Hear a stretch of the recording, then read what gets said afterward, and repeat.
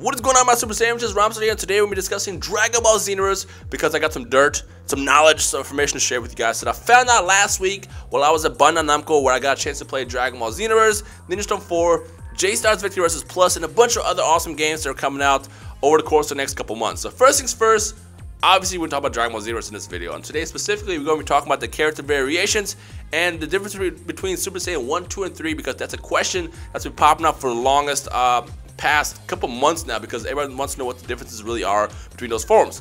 So first things first, let's talk about character variations. So by now you probably heard, according to the Japanese guidebook, that there are 47 characters in this game.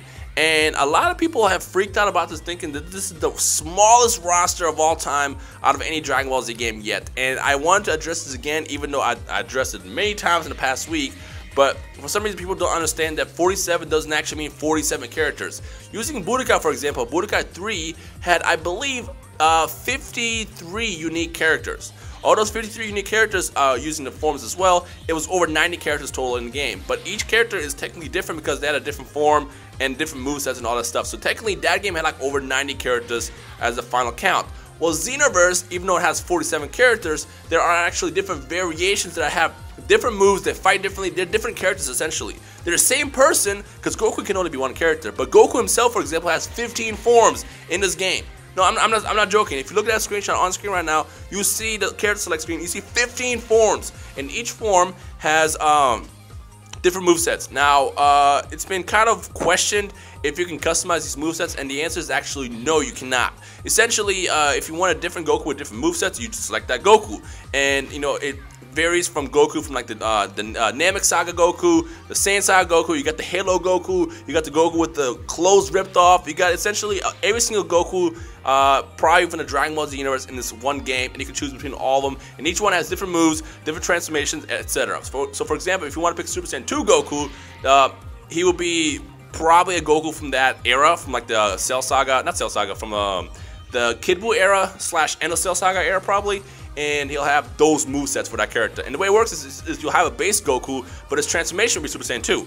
And then if you want, like, let's say you want a Kid Buu Goku, his transformation will be Super Saiyan 3. You get it? So it'll be Super Saiyan 3 along with a ultimate attack that matches along with that Goku in that era. So essentially, there are 15 Gokus, and they're all different, but they're one character still. So therefore, it only counts as one character to a 47 character roster. It's not different costumes, it's actually different characters. Each character has different movesets. And from what I saw, the game wasn't the final version of the game that I got to play, but from what I saw, all from the characters that were unlocked so far at that point, we were up to the Namek Saga, I believe, when we were playing. Every character had another slot. So Raccoon, for example, had 2 characters. Jace had 2 characters. Vegeta had like 8, I don't remember. It had a bunch of variations. Goku had, like I said, 15. So essentially, from like the 8 characters that we had unlocked in the freaking game that we were playing the other day, there was actually really about 50 characters in total if you add up all the different forms. So even though you have 47 characters, it's really 47 times whatever. So it's not 47 characters, it's probably like 100 something. I don't know exactly how many forms there are total, but understand that each variation is a different character. So I wanted to clear it up. And for some reason, you know, I mentioned this sort of in the past week, and for some reason people still were asking questions about how that worked, or some people thought that different variations mean different costumes. No, they're different characters. These are all different characters. And on top of that, that original roster did not include DLC and stuff like that. So I don't know the actual number yet, because Bandai Namco US hasn't really announced it yet. Bandai Namco Japan kind of just let that information leak through a guidebook. They haven't really addressed it, but you should probably hear about it sometime soon, since the game will be coming out very, very soon. So I want to break that down. That's how that works. I understand that. Now, if you still have questions, if you're confused about that, feel free to add in the comment section below, and I'll try my best to answer your question for you. Now, the next thing I want to talk about is Super Saiyan 1, 2, and 3. So, specifically for Super Saiyan 1 and 2 for the custom created Saiyans, but also Super Saiyan 3 if you're playing as Goku or Gotenks. What is the difference? So, but now you understand that when you go Super Saiyan in the game, you essentially have access to all your super attacks and ultimate attacks, and your ki is slowly draining, which you can charge if you have a ki charge equipped to your character. Essentially, it allows you to do super moves and ultimate moves a lot easier and better. And based on which transformation you have, you actually become more powerful. So Super Saiyan 1 essentially unlocks that ability for you. Super Saiyan 2 makes you a little bit stronger, drains your ki faster, and of course Super Saiyan 3, as you can guess, it drains your ki a lot faster and makes you a lot stronger. So essentially, The different Super Saiyan forms to make you stronger, and they give you basically a lot more freedom and access to your super and ultimate attacks. Now, a lot of you guys are probably going to think, well, wait a minute, Rhymestyle, isn't there a way to spam? I mean, technically you could spam. It's very easy to spam if you go Super Saiyan 1, 2, and 3. But the thing is the game is not designed to the point where if you spam, you will win. If you go into a match and try to spam, you'll most likely lose, unless you play someone who tries to also spam, in which case it'll be a spam fest. But like the game is designed so if you are the type of person who just comes out and just tries to blow Kamehamehas left and right, you're probably going to get wrecked because the other person's just going to dodge, go around you, and every time you're doing an attack, you're left wide open. You are going to get destroyed. If you try to spam me with Kamehamehas, I would just snap vanish behind you and blast you with a Spirit Bomb or something. So don't jump into the battles thinking that this is a smart way to fight. You have to be a lot more strategic in this game rather than just jumping in the fight and trying to blast your way with cheap super attacks and super moves and ultimate moves to win. You have to be a lot more strategic than that. I mean, again, you'll probably see a lot of that when you first start playing because a lot of people are going to be experimenting, but as you play the game more and level up, become stronger, you'll realize that it's more about just pressing L2, R2, square or whatever, or R2 square, triangle, whatever. You actually have to be a lot more strategic when you play in the game, and you'll notice that yourself when the game comes out later in February. So I want to point that out there. So spamming is not going to let you win unless you play someone who's literally just standing there and just takes the damage. And yeah. Oh yeah, so something else I want to address that since this is a question that's been popping up a lot as well. Meteor Crash. If you played the open network test, you remember Meteor Crash was a very spammy attack. You'll probably see it somewhere in this video because I had it equipped and I really like Meteor Crash. Meteor Crash has definitely been balanced, as well as many other attacks in the game. So Meteor Crash now, instead of just pressing, fighting, and just turn into an infinite hit combo, Meteor Crash, after you do it, you jump backwards now. I uploaded a 13-minute gameplay, which you can see me do it in there at many points probably because I was using that with Ginyu. But I remember in the beta it was just very, very powerful. You just keep doing it and just basically loop your opponent to death with it, and I'm glad that it fixed that. But there's a lot of moves also from the open network test as you start playing the game that you'll notice have been nerfed, so they don't become too overpowered. I mean, that was kind of also the purpose of the open network test, so they can test out how some of these attacks would work, and I'm really glad that Meteor Crash is one of those attacks that they've fixed. And something else to point out, a lot of the key attacks have been made so much prettier. Like I remember I was using Final Flash in the beta. Was it Final Flash I was using?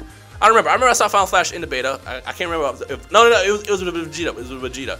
Vegeta had Final Flash in the beta, and I remember it looked cool in the beta, but then when they tweaked it and made it a lot better, it looked sexy. It looked so sexy in the final version of the game, and I'm just glad that they actually didn't just stress test the game with the beta. They actually took the time out to make the attacks more balanced and make the game overall a lot better, and you'll see that when the game comes out in the next couple weeks. So there's that. So just to summarize everything that I said, character variations are not just costumes. They're not just Goku with a halo or wearing some different shoes or something. Each character is a different character to its own. I don't know the full roster yet. I made a video kind of speculating, guessing who the rosters might be. It's not the actual roster list because a lot of people took that as the real roster. It's not. I forgot to name Jason in that video as well.